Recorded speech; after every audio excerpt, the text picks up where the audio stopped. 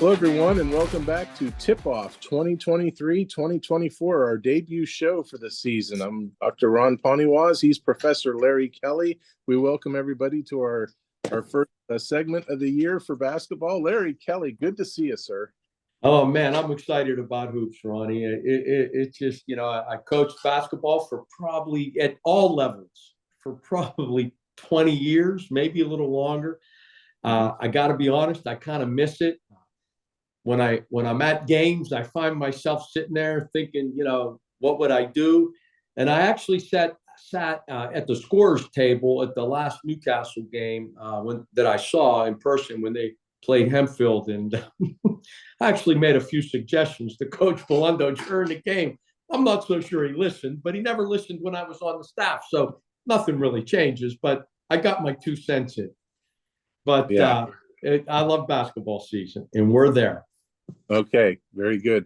So first off, we'll start with an Athlete of the Week segment, and then we'll transition to a secondary topic, one that Larry probably has quite a bit of insight on, and we'll get his thoughts on it. But first off, our Athlete of the Week for print purposes this week is the Neshannock Competitive Cheer Squad, as they won the WPIL championship. It's the program's 4th championship for the program. So congratulations to the Neshannock Cheer Squad for bringing home the WPIL title. I think that's 2 in a row, isn't it? And if I'm not mistaken, I think they were the state champs last year, were they not? They might have been the state champs last year, but this is their first WPIL title. Okay. So 21, and it's their 4th overall. Okay. So, well, look, I had a daughter who was a cheerleader. They're talented athletes, and they may be the best athletes in the school. When I watch what they do and those backflips all the way down the floor and everything else that they do in such synchronized execution, if the basketball team executed as well as the competitive cheer team, they would win a lot of games. So congratulations to the Neshannock Competitive Cheer. It's the real deal. So you've seen a lot of cheers. Are you going to grace us with a cheer this week, Larry? Well, the cheers I know aren't the cheers they do today, but my daughter was a cheerleader, so I did get to watch a lot of that at Riverside High School. And I've seen a little bit of competitive cheer. Anytime it's on TV, I watch it, man. It is good stuff. It really is. And these are athletes. People who think they're not athletic, they're not paying attention. And so I admire their accomplishments, and I respect their athleticism. Now let's talk basketball too. Peyton Newman had a great week for the Neshannock Lady Lancers. She's a sophomore, so she's probably our top basketball player that we'll talk about here for tip-off purposes. 13 points, 10 rebounds, and 5 steals in a 61-54 win over Elwood City Lincoln. And she backed that up with 21 points and 10 rebounds in a 62-40 win over Laurel. So two county rivals, 2 victories, one very hard fought against Elwood City, Larry. 2 double-doubles. That's impressive. She's a sophomore. How is it that Luann continually gets these talented young women who come through her system? And Peyton is just another example of the talent that comes through the Neshannock system. I always said, I think it's tougher to get double-figure rebounds than it is double-figure points in a basketball game. And when you go double-double 2 games in a row, that's an impressive accomplishment, certainly worthy of Athlete of the Week. But while we're talking about that, if you don't mind, I want to give a shout out to my guy, Jimmy Rowe. Jimmy was my 3rd baseman last year at Shenango on my baseball team. He's a tremendous baseball player, and he was your Athlete of the Week last week. Jimmy is a sharpshooter. I don't know if a lot of people know this, but his first cousin is little Ralphie Belundo from Newcastle, who was Athlete of the Week 2 weeks ago. Both of these young men can shoot the 3, and they shoot it from NBA distance, and they get it up quick. And and there's a little pedigree here, of course. Ralphie Belundo is the son of Ralph Belundo, the coach, who was MVP in the section. And Kate Belundo, Ralphie's mom, I think won 3 WPIAL championships as a basketball player in a row at Avonworth. Jimmy Rowe, of course, was part of that Newcastle tradition when John Charandria first came to town in 93, 94. And Tracy Belundo, Rowe, She was a competitive cheerleader. I used to watch her backflip down the floor at Newcastle when she was a cheerleader, and I was quick to tell her, Ralph Belundo Sr., the grandfather, Ralph's father, that Tracy was the best athlete in the family. So congratulations to Peyton. Congratulations to my guy, Jimmy Rowe. Congratulations to little Ralphie Belundo, a couple of weeks ago, Athlete of the Week, all deserving and well recognized by the Newcastle News. Yeah, absolutely. And the Neshannock Lady Lancers are off to a really strong start. They're very young too, Larry. And just when you think, okay, this girl has graduated and this girl's graduated, and finally, Neshannock might be, down in the dumps, if you will. So they just reload, Larry. They've got a lot of talent. Well, it's commitment too. Let me tell you something. They're committed. Luann coaches these young women in the summer, and she coaches the junior high team in the fall. So she's coaching 10 months a year.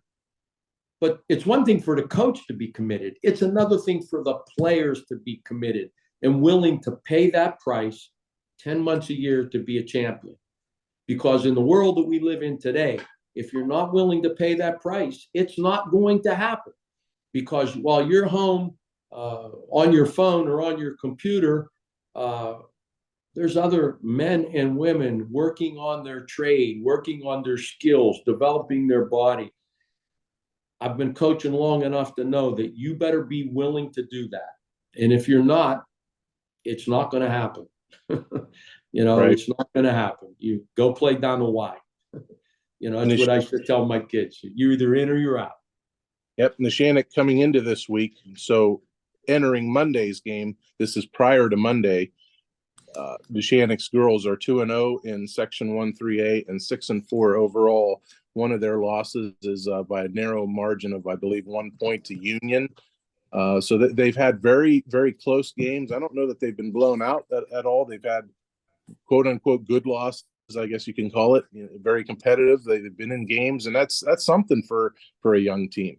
And the key is, it's not how good you are in December. I've said this so many times. The key is, how good are you in March?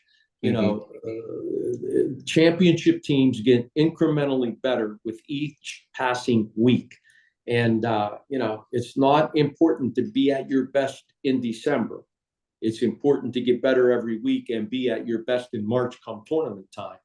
And, again, I could only speak of what happened at Newcastle, but that's the way it was for us, and the Hurricane this year is 0-2 in conference, but that doesn't mean that they're not going to be competitive at the end of the year and capable of winning yet another Whitfield championship. Oh, well, big words from Larry Kelly. Okay. I believe. I'm a believer. Anytime Ralph Belundo's coaching my team, and I had, this might be the last year that I can say I've coached all the kids that are on this team, because this will be the second year that I wasn't coaching. And, when these kids were all in ninth grade, I had them all. And so I know what the talent's like. They're young and they're playing 6A, but they're going to get better as the year goes on. I guarantee it. Okay. All right. So that's our Athlete of the Week segment. Come on back. We have a secondary topic where we'll talk about one topic there that's pretty new for everybody. Well, it's not new anymore. And then we'll run down real quick the records for these teams for boys and girls as we enter Monday's action. And we'll do that next right here on Tipoff. We all know there's an advantage to being the home team, to playing at home. And at LGKG, we have been your home team for personal injury cases involving automobile accidents and workers' compensation claims for over 90 years. At LGKG, over 10,000 clients have trusted us to represent them. We know how to present your case to a Western Pennsylvania jury. We know what makes them tick. We know how to win.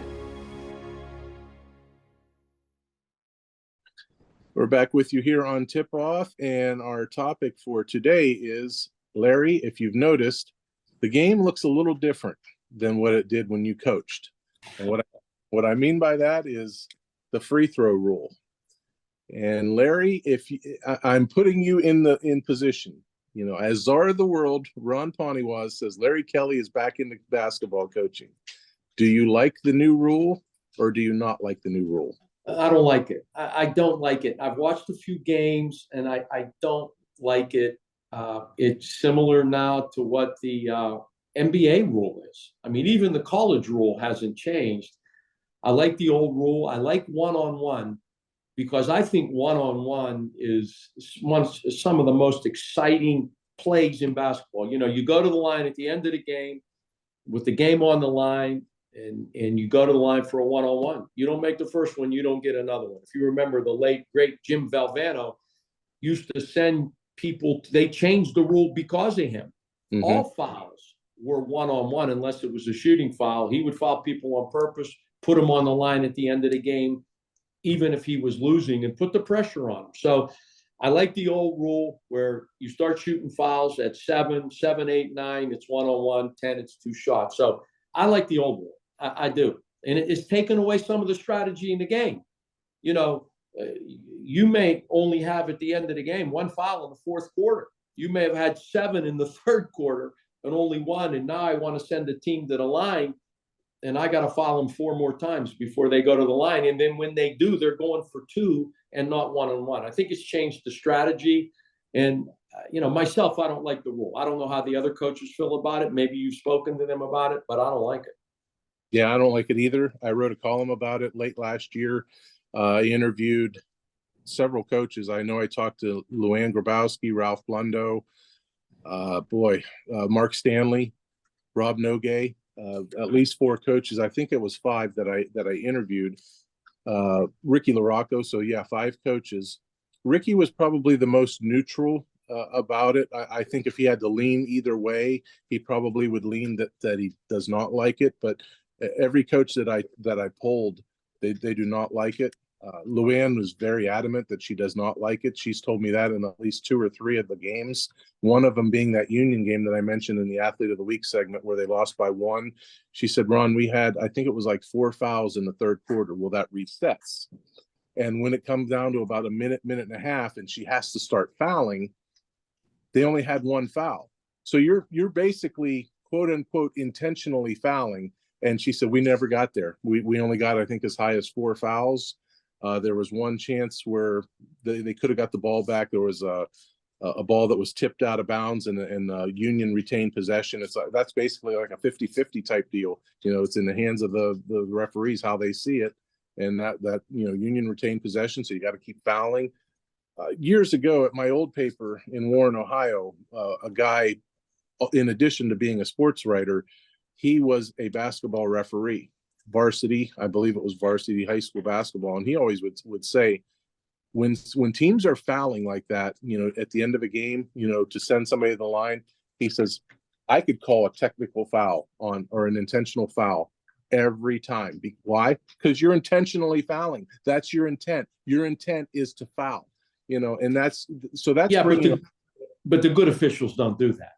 Right. I had one guy call an intentional foul, and he said, it's an intentional. I said, yeah, really, it's an intentional. Sure it is. We want to send them to the line. The good officials don't do that. Right. They don't. They know what the strategy is. They know you're fouling to try to put them on the line.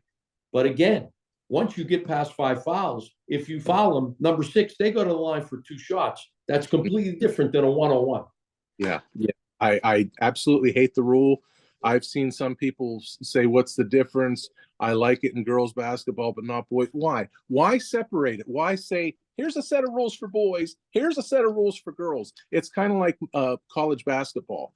We're going to play 2 20-minute halves in men's and 4 10-minute quarters for women. And I get it. I understand why, because the women use, I think, the free throw rules like high school, where it resets in each quarter. Make it universal. Let's play 2 20-minute halves, men's and women's, or 4 10-minute quarters, men's and women's. I'd prefer it to be 2 20-minute halves. Why? Why does it have to be split this way? There's no logical reason for that. If you're asking me, there's no logical reason for that. Have one set of rules and let it apply to everybody. Yeah. I like the old rule. 7 fouls, you go to the line for one-on-one, and at 10, you go to the line for 2. No, I don't like it. So I'm kind of with you, and I guess I'm in the majority on that. Yeah, I don't like it either. And we just learned that Larry's New Year's resolution was to agree with Ron Ponfly. That doesn't happen often. It really doesn't. It Nope. really doesn't. But I got to agree with you here because it takes away some of the strategy, late game strategy, which makes basketball such a beautiful sport. I think some of the late game strategy that can be used to get you back in a game if you're behind. And one interesting thing that I found from when I interviewed coaches, Rob Nogue was on the end of it on both ends. And I knew he was on the end of it against Neshannock, the winning end, where he was just telling basically telling his team, don't throw the ball away because they're going to keep fouling us, and this and that. But he was on the other end where they were trailing against, I want to say Olsh, but I'm not positive on that. And they never got there. They just kept fouling and never got there. And you basically know what you're up against. Now, Larry, you've been a coach, so let me ask you a strategy type question. Let's see how you would look at it. If I was a coach, what I would do, and I had this in my column, I believe too, is I would tell the kids in between quarters, okay, we're down. Let's pick a number that we're down. I'll let you dictate that part. Let's assume we're down 6-8 points going into the fourth quarter. Okay, we're down 6 or 8 points. All right. If I have 12 people on my team, boys or girls, depending on what gender I'm coaching, I'm telling them, all right, I want the 5 people that do not play very much. You're starting the fourth quarter. You are starting the fourth quarter. Your objective, foul. I want you to foul until we get about 4 fouls, and then we're making a hockey line change. 5 out, 5 in. That's your objective. That's how we get back in the game. Our agreement on how to do things has just ended because I don't think I would ever do that. Because what if you're in a close game and you've reached the 5 fouls? Now the 8-point game has become a 2-point game. And somebody's dribbling the ball down the court and you foul them and put them on the foul line for 2 shots. Again, that's a double-edged sword. You got to watch, what you wish for. Now, if you're down 10, 12 points and there's 3 minutes to go in a game, well, yeah, let's start fouling right now. Let's go into a trapping offense, either make a steal or foul somebody so that if we need to put them on the line. But again, Ronnie, you're going on the line for 2 shots. Under this rule, you could have 10 fouls in the second half and still not go to the line, right? 5 in the third quarter, you don't go until the 6th.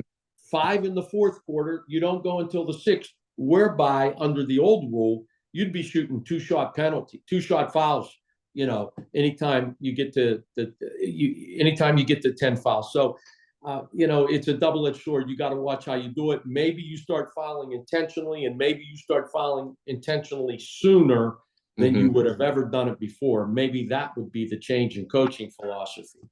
Yeah, that just prompts that idea for me because, so many times I hear coaches say, we kept fouling, we couldn't get there, and we lost by 1 or 2 points, and that's what sucks about it.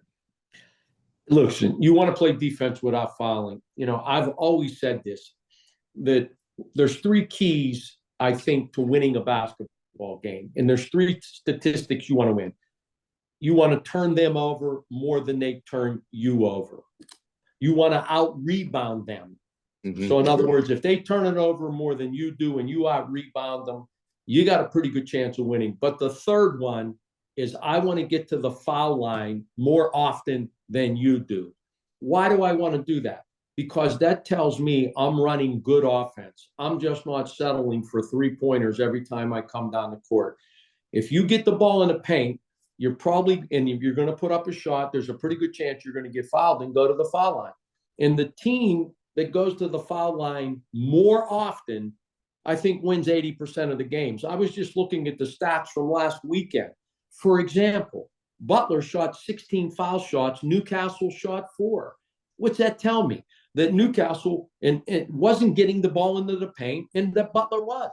In Newcastle, we prided ourselves in keeping the ball out of the paint. Keep them out of the paint, and they won't score. If you look at the scores, for example, Southside Beaver went to the line, shot 17 foul shots. Laurel shot 8. Northgate shot 36 foul shots. Shenango shot 14. Elwood City shot 20. Freedom shot 6. All those teams won. So, you got to be careful putting teams on the foul line. That's all I'm saying. You know, somewhere out there, there's somebody out there watching us, Larry, that's probably has one opinion on this, or one phrase that they'd like to say. Any guess on what that is? Go ahead. Shot clock. And you know what I say? Waved off. I want no part of the shot clock. I don't want a shot clock in high school basketball either. So we do agree again. I don't want a shot clock in high school basketball. I don't.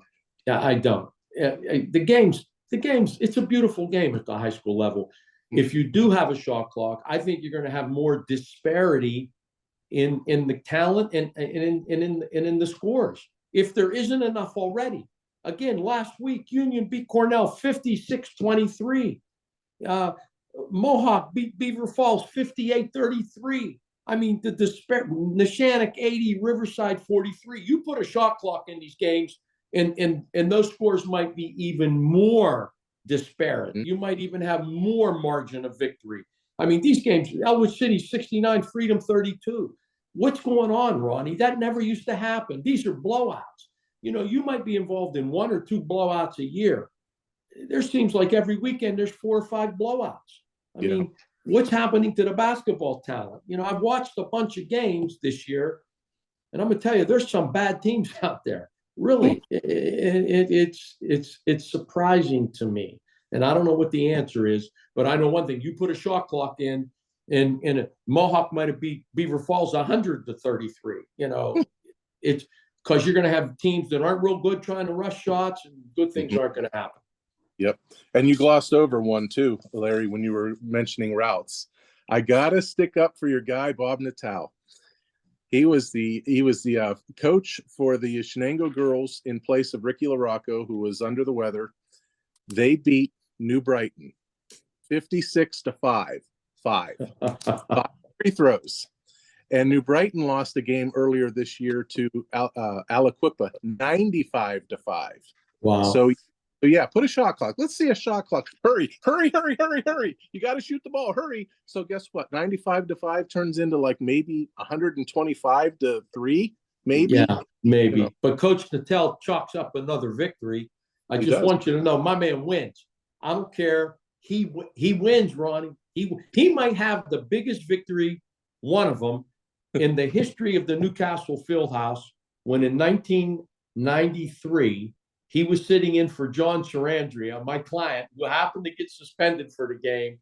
And in one of the best games I've ever seen at the Newcastle Fieldhouse, Newcastle beats Butler by 2 points that night. And Coach Natal was calling the shots that night for the Red Hurricane. Well, I tell you what, a little insight here. He texted me when we were talking, and he said, I want to be athlete of the week and I want to be coach of the week. I says, first of all, in what universe are you going to be athlete of the week? Coach of the week, I can possibly justify it, maybe, but athlete of the week, yeah, okay. Well, see, you're too young. I remember when Bobby Natal played for the Red Hurricane. My man was good, very cerebral, a very cerebral basketball player. Yeah, he didn't suit up for the Shenango girls though. So he can't suit up for anybody anymore. All right, so Larry, real quick here, we will go over the records. I'll just read the records for our local teams because giving everybody in the section will take too long. Newcastle boys in section 1-6A, the Canes are 0-2 in league, 9-3 overall. So they I don't want to say they fattened up in non-section because they did play some really good teams. Meadville is a good team.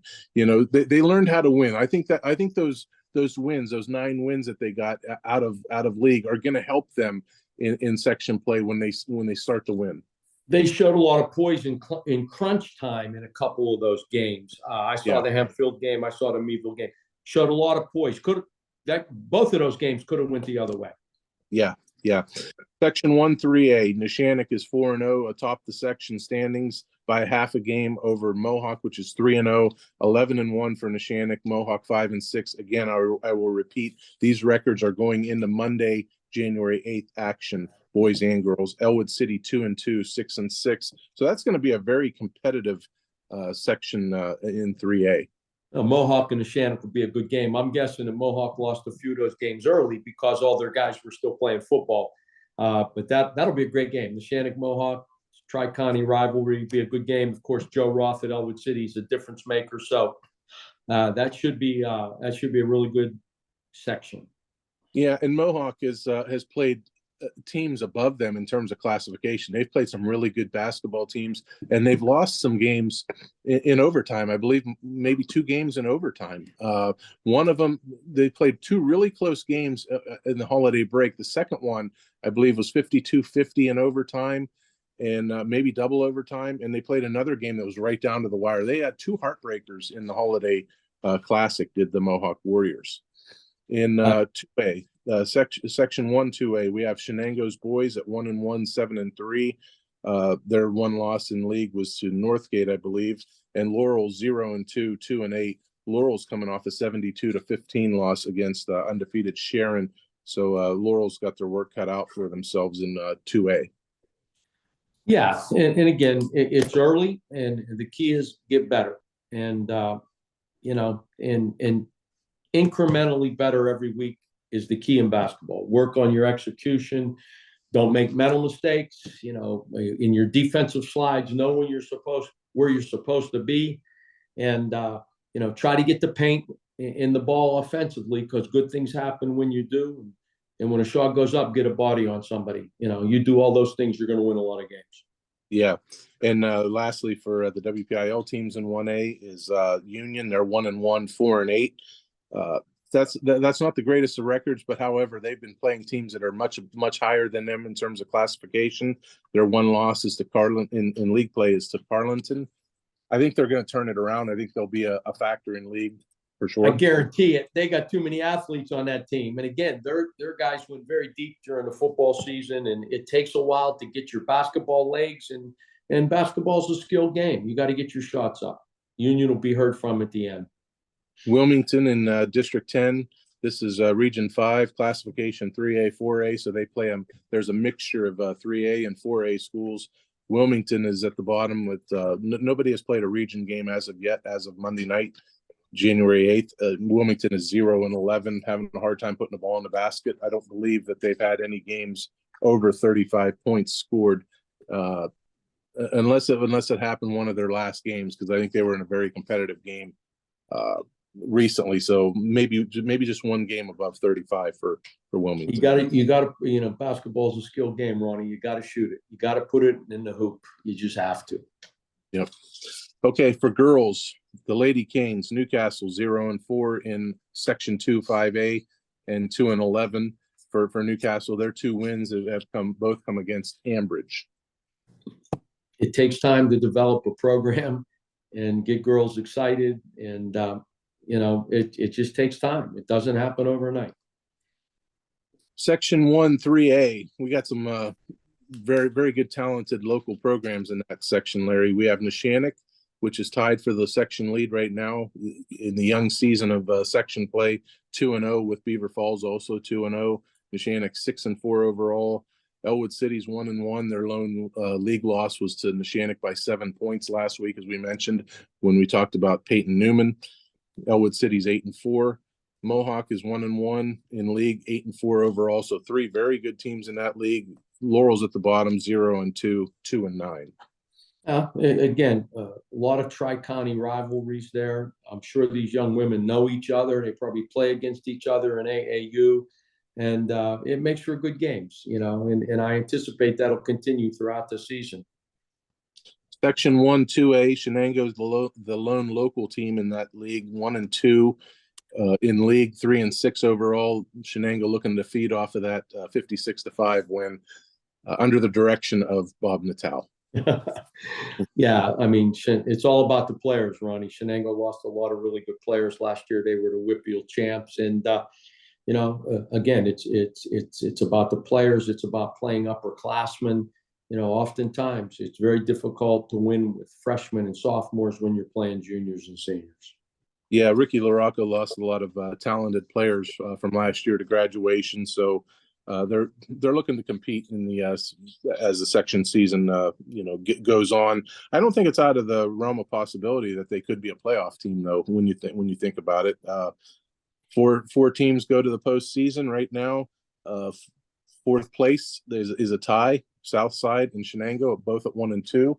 And I think Shenango plays Southside tonight on Monday night. So, hey, at the end of tonight, Shenango could be right there in prime position. They could be. The key is get better every week, incrementally better every week. Last WPIL section to talk about, Section 1A. 1A is only a 4-team section, so I believe every team is in the postseason in that one by default because Bishop Canavan, or no, it's not Bishop Canavan. There's a school that does not have basketball. They forfeited all their games last year, so it's down to just a 4-team section. And Union is 2-0 in league, 8-5 overall. Very good record for Union. They were tough last year. I expect they'll be good again. Absolutely. And in District 10, Region 4, Classification 3A, 4A, right at the top, a half game out of first place is Wilmington, 2-0, 7-2. First place is Grove City, and that game is tonight. Wilmington at Grove City. Grove City 3-0 and 8-4. So Wilmington's right on their heels. Wilmington's got a good basketball team. Leah Crarup just went over 1,000 points last week. I look for big things for the Wilmington girls. We'll learn a lot about the Wilmington girls tonight when they go up to Grove City, because that Grove City program has been good for years and years. All right. Anything else, Larry Kelly, that you'd like to talk about for basketball as we wrap up our first show of the season? No, I just don't give up on the Red Hurricane. As I said, they're going to get better as the year goes on. The thing that makes Ralph such a good coach is our kids play hard. They play as hard, if not harder, than anybody. And the execution that we've had over the years has been as good, if not better, than everybody else. Everybody knows the X's and the O's. It's one thing to know them and call plays. It's another thing to execute them, both offensively and defensively. And that's been a staple for Newcastle basketball for years and years. So I anticipate that as the year goes on, that the execution will get better. And let me tell you something, this team can shoot the ball, Ronnie. Little Ralphie Blundo, and I know I might get some blowback when I say this, and somebody might say it's a biased opinion. He might be the best three-point shooter I've seen at Newcastle since I've been there. And I'm talking about guys like Anthony Richards and Gino DeMonico and Gino Stone and Jesse Salzano. We've had great three-point shooters. Ralph might be, if not as good, better than all of those guys. This kid can shoot it, and he shoots it from NBA range. So, when you can put it in the hole, you're going to win a lot of games. And, the Harrison boy, Damian Harrison, he shoots it well too. So it's just a matter of time, I think, before they put it all together. Yeah, Marky DeMonico, Eddie Pegley, I believe. Right. Yeah, I'm talking. Those guys were tremendous also. I don't want to leave them out. I'm just talking about when I coached for 12 years at Newcastle. Eddie Pegley's one of the best ever. Mark DeMonico, one of the best ever. These guys, we had a play that we called Gamer that was named after Mark DeMonico. So, but I'm just talking about since I've been there. I started with Ralph in 2010. So all of the guys that I've seen in person, and you're talking about some great shooters that we've had, and I might be leaving a couple of them out, but little Ralphie Blundo's as good as any of them. Yeah, and Newcastle has 3 losses overall, one to Kiski. That's non-section. They lost at North Allegheny, and they lost at home to Butler. So certainly you'll get North Allegheny on your home court in a few weeks here. Butler right down the road, so they got to travel for that one. Central Catholic is Tuesday night. That's going to be a good one. Yeah. Oh, that'll be a good one on the road. That's going to be a tough test. Yeah. There are no cupcakes in this section, and we're playing 6A, so we're playing at the highest section here in classification. But it's a long season. We're 2 games into the section. It's not how good you're playing now. It'll be how good you're playing in March. Yeah, they'll be fine. They got Ralph Blundo as coach. They'll be fine. Look for big things from the Canes. Larry Kelly, good first segment, first show. We look forward to seeing you back next week. Thank you for joining us. All right. Thank you, Ronnie. Always a pleasure, and we'll talk next week. All right. Thank you for joining us, everybody. That's it for Tip-Off this week. We will see you back here next week on Tip-Off.